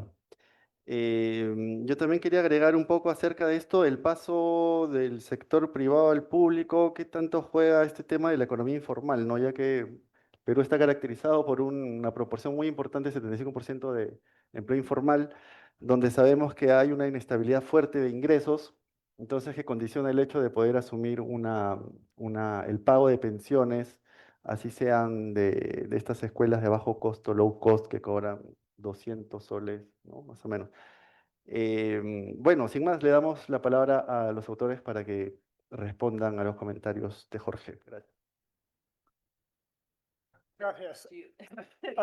I could start with some comments on on comments by Jorge. On the first point, of course, the list of good news is something we completely agree with. And on the second point, on the timing of the reform, what is the correct year? It is as puzzling to us as it would be for anyone to try to nail the right moment. It was actually interesting to hear you emphasize the teacher law. And I do believe that makes lots of sense. And of course, even though the law was in 2012, it began to be implemented in 2013, and perhaps the effects would really mostly come from that. Then again, we don't want to also disvalue all the other things that were going on. So in some sense, we have to put the beginning somewhere, but we try to do the estimation with some variations. So I think the key result is quite robust to the choice of the year. So I think we tried moving the year 1 or 2 years forward or backward, and we still pretty much get the same story. And in some sense, the main figure that we had for the results, where you had the impact estimated annually, kind of shows you that it's not an impact that comes sharply. Mm-hmm. It comes gradually. So it's a gradual impact. And in that sense, the choice of the year is arbitrary. And I think we have to be quite open about it. That it is arbitrary, but that doesn't still mean that we should abandon the methodology, because the alternative is that we're too critical to ourselves and simply don't do the analysis. So, in some sense, we have to put it somewhere to get these interesting results out. But yeah, we understand that it's a point of debate. But it was nevertheless the point on the teacher law is still very useful for us, and I think we can maybe mention that as an important point. Unfortunately, there isn't that much data on the teachers. So the only thing I think we can capture throughout time is the contract type. There's some change. So we wanted to look at more at the teachers, because we also believe teachers are important. We've done research on teachers in other contexts, but we can't, the data, there's a change over time and it's not compatible with, so we can't do as much as we wanted, I think, with the teachers. And then Panu, that we decided to start with 2011 because you see that there's a sharp change in the budget. We can get to your point on the budget, and there's also a change in government. But and it was we didn't want to say that it's just about one reform, because then the critique is that there were so many reforms. Why are you not saying it could be all these other things are happening? You can't say that this is because of this one law. So it wasn't an easy decision, but as Panu says, we did shift it to start earlier, a bit later, and it's gradual. But we have to make a stronger argument though, because it was easy to us to see, okay, the budget goes up, the government changes, and something starts to happen. And I think there were some initial changes. I think it was infrastructure. Maybe it was more a rural context. But yes, I agree that the major thing is probably the teachers. It's just, we don't have a consistent time series enough to, from the data perspective, to talk much more about teachers, which is a shame. There's something happening in the data. It's not comparable, and I don't about their especially their education level. But then again, there's other things you'd want to measure as well. So that was unfortunate, I think. But yes, I think it's a good point. So we've covered. Let's see if I've got a notes on. You made a comment about the budget. We've heard it. I think Juan back there made the same comment, or someone else, maybe we had another presentation, that we should look at the spending and not the, we have data on the spending, but I think actually because we were told as well that that spending, they could be very different from the actual budget. But I think my recollection is that it's not, especially I think the regional budget is very important for the primary schooling. But at that level, we have actually all the figures on the budget. We have actually very detailed data on budget that doesn't go yet. It didn't look like there was yes, there's obviously a bit less spending, but the figures don't seem to suggest that it's a lot less than the actual budget. But we could check, we could show that, because that's obviously what gets used. It's not the budget that's important, it's actually what's used. And I know that in some places it's just not used. There's a huge budget, but it disappears somewhere, or it doesn't get used in the way that it should. So we've had that comment from someone else as well. So maybe we could redo that just with the actual spending. That's possible. Yeah, that's possible. Do you have something? Okay, so furthermore on I think the question the point 6 was on school resources and further on teachers. And indeed, we did not do the same treatment effect analysis for school resources, which I think we in principle could do, although the number of school resources we have is not huge, and there are some indicators of school resources that we have there, like do they have computers, do they have internet access, what else is there, electricity, some things like this. So they are quite crude, but we do see an increasing trend in those school resources as well. So it's not just teachers. You can see that all the resources go up. So that could over the time period. It's not that there's not data on school resources. There's not data that goes. It gets better over time, but we have to be something that's comparable. So that's why we get a limited number of indicators. We do have some graphs on school resources. They're just not, and what happens to school resources. So to us, we understand the teachers being important, and that probably is the case, but we couldn't really dismiss the fact that the school resources were all going up as well, at least the ones that we could measure. Indeed, I totally agree with Sonia that teachers is something that we're very interested in, but the quality of the data that was available to us didn't really go that far. It was quite crude indicators. The data gets better over time, and we started in 2007. On the fourth point on the impacts by grade, that's actually something that we haven't done and which we could do. So we could really. We've actually thought of doing it, but I think we forgot about at some It- point, it but I could think be- it's a, I think yeah. it's a bit, I think it's an important Yeah. comment that you make, Yeah. because it's something we have reflected on, but somehow Yes. it didn't make it to this paper, so I think we Yeah. need to do that, Yeah. that still. Yeah. We got carried away doing other things, yeah, because that would tell us whether it's kind of an initial choice. Oh, it's not so much about the shift, that's, I think, what you were saying with my, that, yes. Yes, and I think I wasn't quite sure what you meant with the final question. Maybe I didn't quite, the point 5, I'm not sure I got it, but it was about the relative quality of the private schools and whether there's an impact on them. Sí. So what was the key comment there? Lo que pasa es que lo que ustedes encuentran es que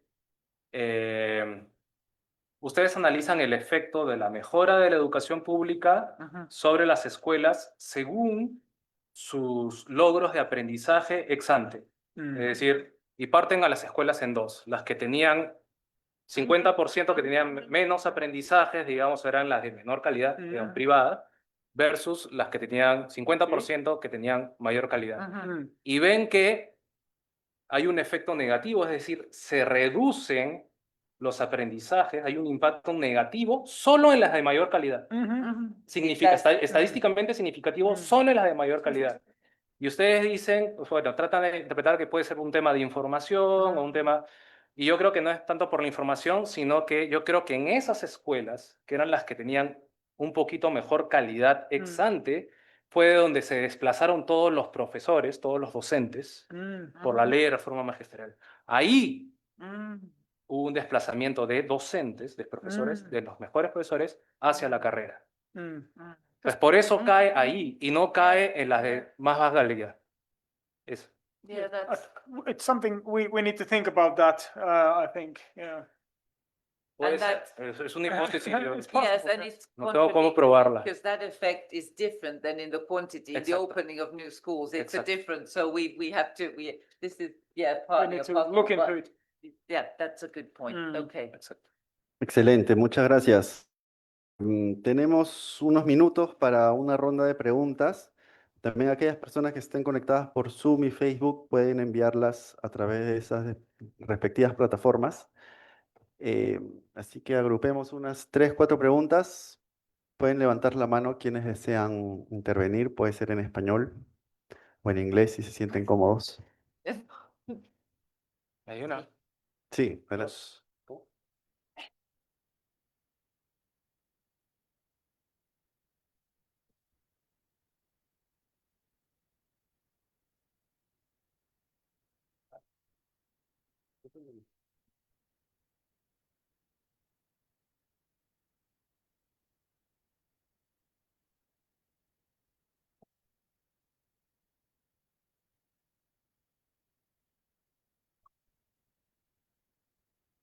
A ver, aquí hay preguntas. Adelante, Susan. Ahí también, ¿no? Sí.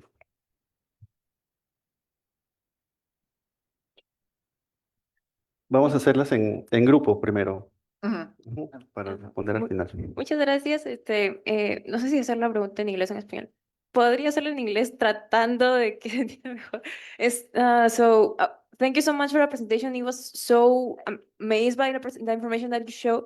So I wanted to ask about one comment that Professor Pelkonen, I hope I say your name right, make about that 10% of people who study in low quality schools, that just 10% pass to that kind of schools, to public schools. Because you mentioned that it may be about a lack of information about the quality of their schools, but, and this is based on a personal experience, so take it with a grain of rice, but I imagine that it could be actually also related to the vacancies that are in public schools, because as Consultor Jorge Messinas mentioned, there are no improvements or like a high number of public schools, so they are not more capacity for more students.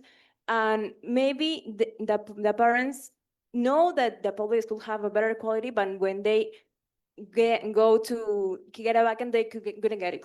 So they just keep in their low quality schools and there's no more. So maybe in a further analysis, it could be included the number of vacancies that happens right now in the public schools. See that actually have some correlation to that. That's Gracias. Siguiente pregunta. Hay varias. A ver. ¿Qué tal? Buenas tardes. Primero, muchas gracias por la exposición, ha estado muy interesante. Y mi pregunta es más de definición, ¿no? Hablaron de calidad de docentes y también se trató de calidad educativa. Y quería preguntarles justamente cómo es que definen esta calidad educativa dentro de ese documento, ya que, pues, bueno, dentro de investigaciones, ¿no? Sabemos de que la calidad educativa se puede definir de muchas maneras, ¿no? Mencionaron lo de los aprendizajes respecto a puntuación de lectura y matemática. Pero quisiera que tal vez explayen un poquito más esa definición que tienen dentro del documento, más que nada para que quede un poquito más claro y, y se pueda entender tal vez mejor lo que se refiere a calidad educativa, ¿no? En este aspecto. Muchas gracias.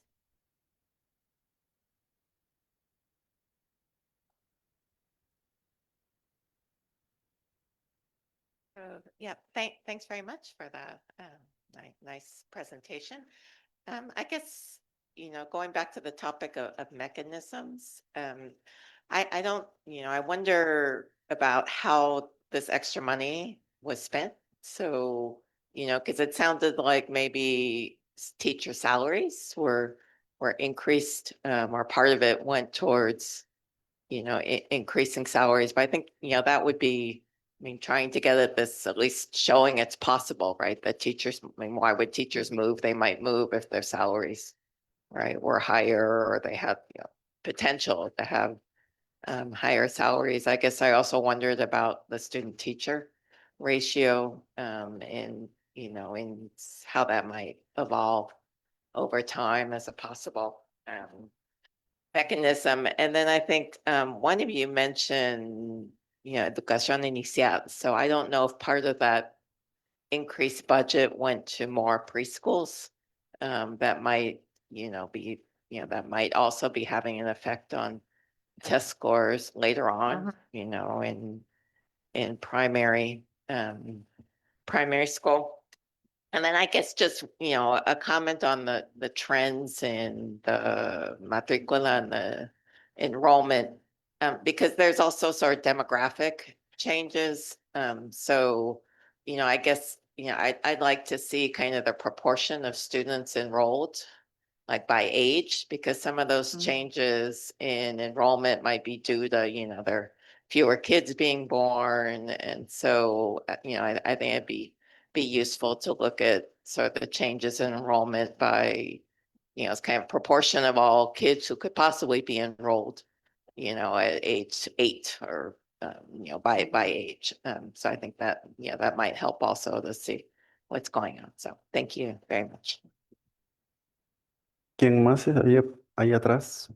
Una pregunta.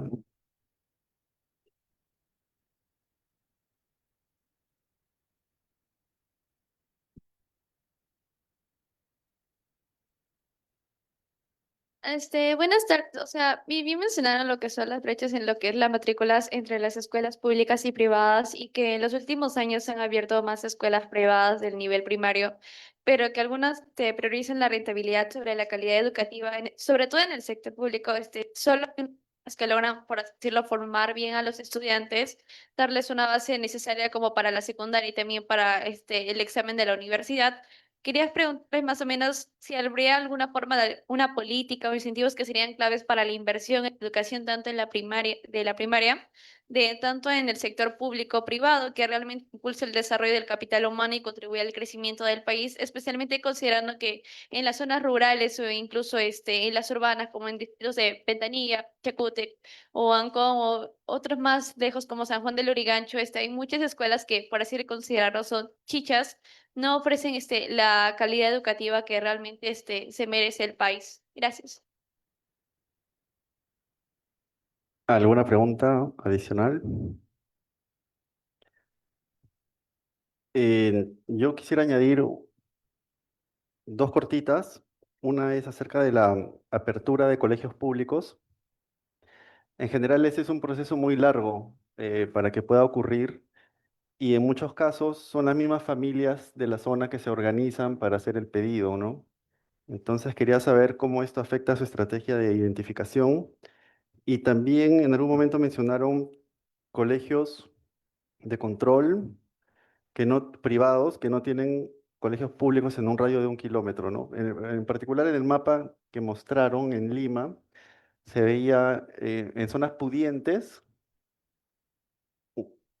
que había ese caso y también en zonas muy periféricas, como bastante heterogéneo, y también va en la misma línea la pregunta cómo afecta eso su estrategia de identificación. Vamos con la ronda de respuestas. Gracias. Okay. Do this in English. Okay, I don't know, but I mean, there I'm- wasn't the translation, we Yes. don't there might be, but. Tenemos conectado, Juan Manuel. My some responses. I'll speak slowly in English. I hope I got the details. So one comment was about the essentially the ability of public schools to expand or take more pupils, so that somebody might want to come to the public school but not actually being able to get in. And this is probably true, and we've probably we have heard this comment before, and that we believe it's potentially a reason why there isn't any bigger effects. So in principle, there could be bigger effects if public schools were able to expand and take more pupils.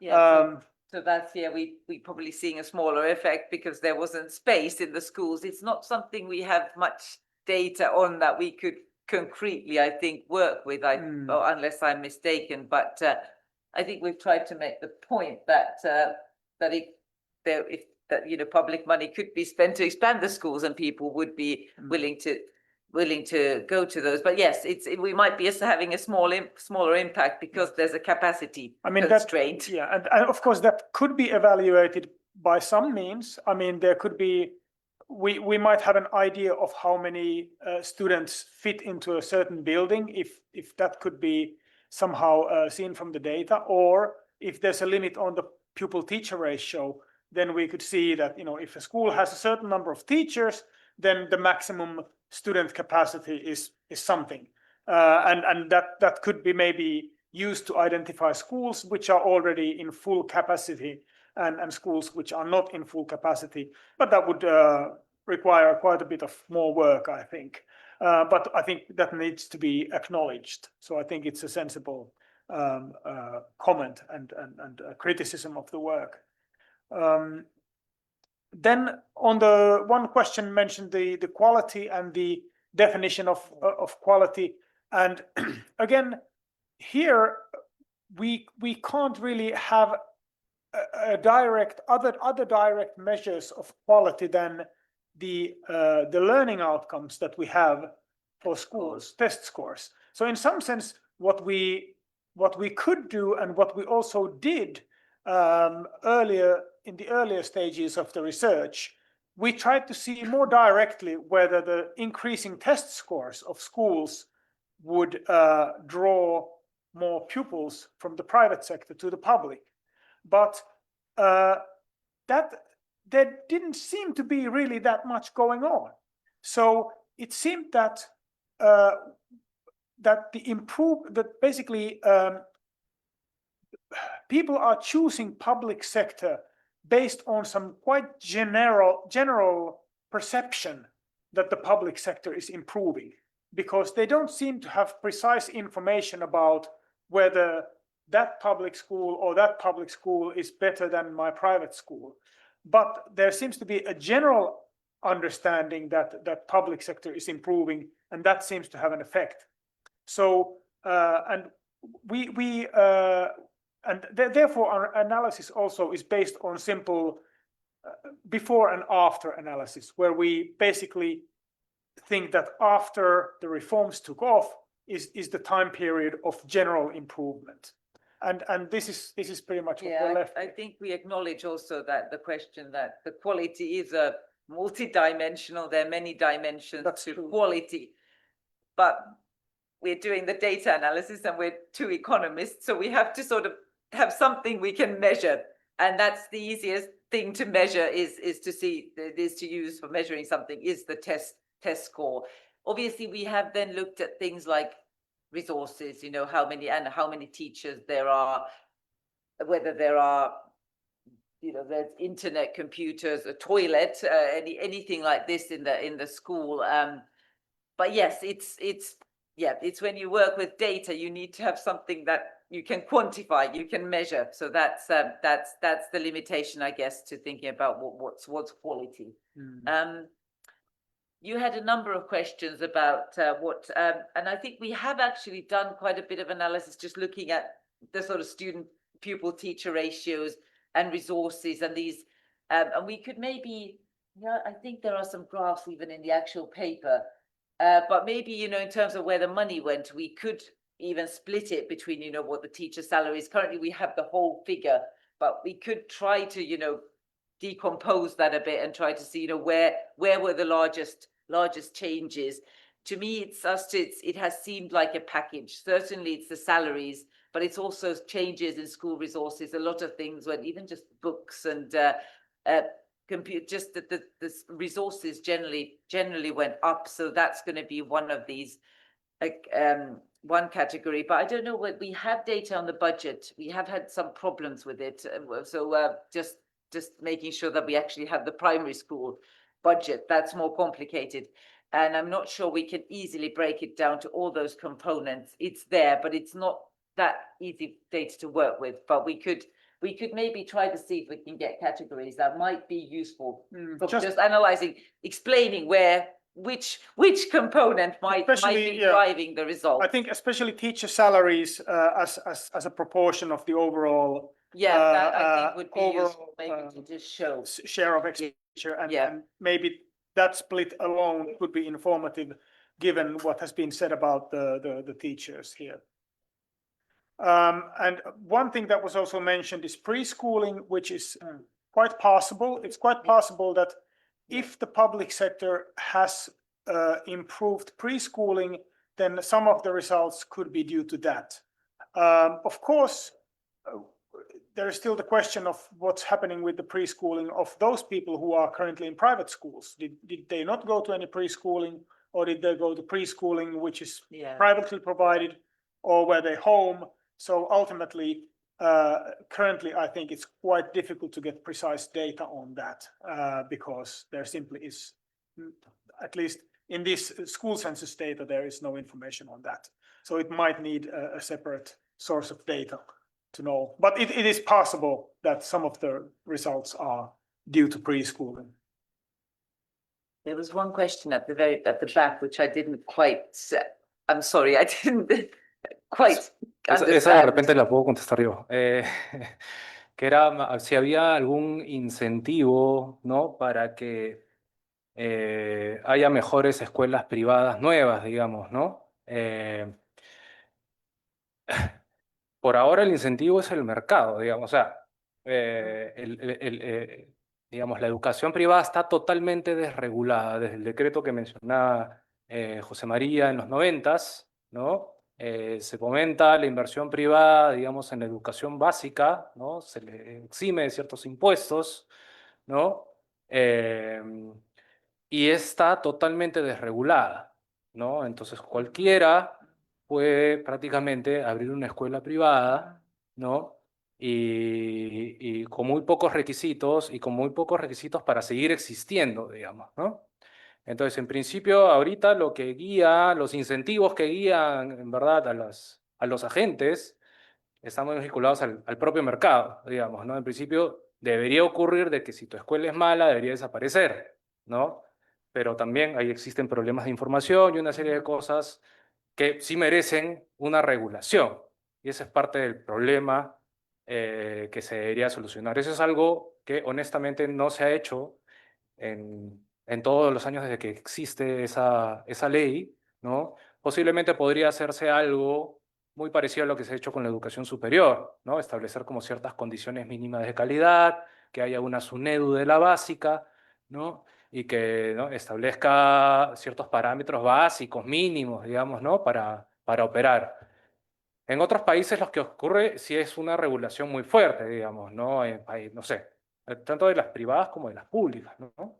Existen organismos específicos que supervisan la calidad, ¿no? Está Ofsted en Inglaterra, no sé, que van y todos los años revisan, bueno, cuál es la calidad, cuáles fueron los aprendizajes, digamos, tienen ciertos estándares de calidad que definen, entre ellos los aprendizajes, ¿no? Y en función de eso van fiscalizando a las escuelas y algunas tienen que desaparecer, digamos, distintos países tienen distintas regulaciones.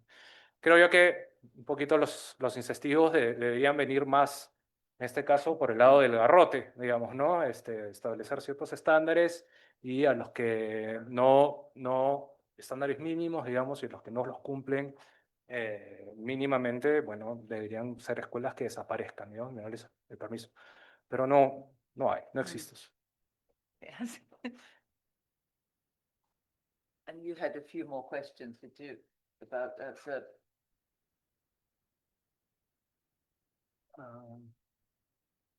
I may have missed it was about the identification strategy, and how the okay. opening of the new schools, that they're difficult and it takes a long time. Is that what you were? Public school, yes.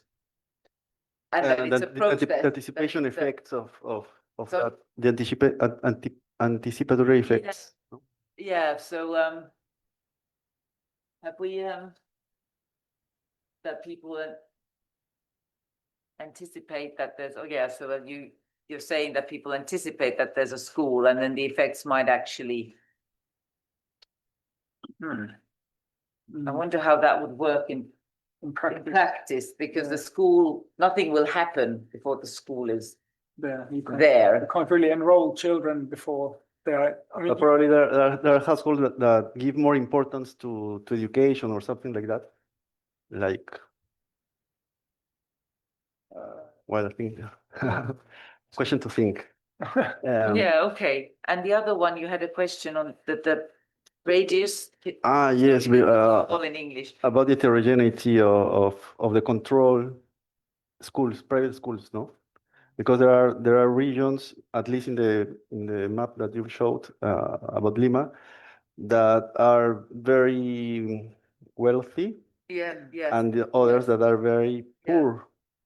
So that So- control group is like somewhat. So the strange. radius you're saying that the radius might be more applicable to some and others, or it might be different. no, I mean, I think the issue with the groups being different is not necessarily a problem for difference in differences. So Yeah, not for in that, differences, not for the- differences yeah. is basically valid as long as the trends in Yeah, the two it's groups the are trend. similar.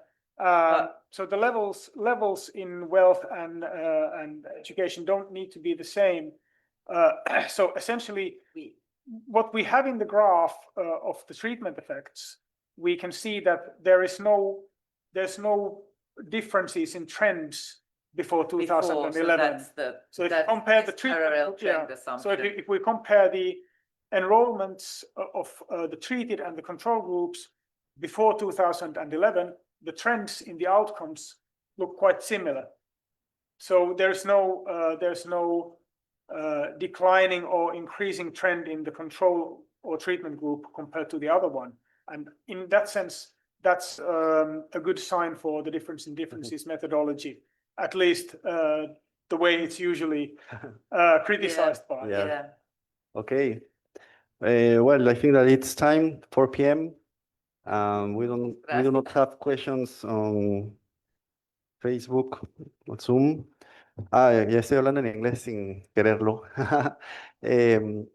Bueno, muchas gracias. El próximo viernes económico es el último del semestre, así que están todos cordialmente invitados. Y nuevamente agradecemos a Sonia y Panu por su presencia y por la excelente presentación. Hasta una próxima oportunidad. Gracias.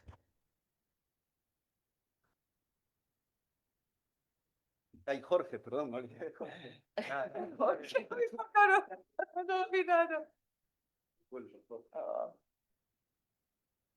Thank you. Sé que tú-